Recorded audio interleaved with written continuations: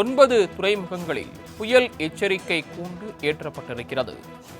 தமிழ்நாடு, புதுச்சேரியில் 9 துறைமுகங்களில் 1ஆம் எண் புயல் எச்சரிக்கை கூண்டு ஏற்றப்பட்டிருக்கிறது.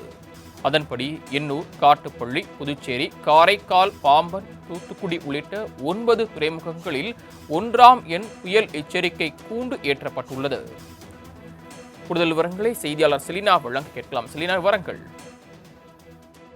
அதாவது வங்கக்கடலில் உருவாகியிருந்த ஆழ்ந்த காற்றழுத்த தாழ்வு பகுதி என்பது கடந்த 5:30 மணிக்கு குறிப்பாக அது காற்றழுத்த தாழ்வு மண்டலமாக மாறியிருந்தது.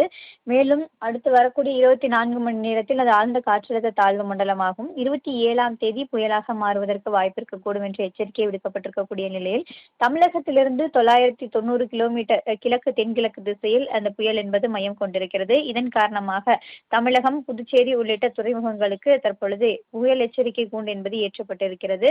குறிப்பாக சென்னை, கடலூர், நாகப்பட்டினம் ஆகிய 3 துறைமுகங்களில் 5ஆம் எண் புயல் எச்சரிக்கை கூண்டு என்பது ஏற்றப்பட்டிருக்கிறது.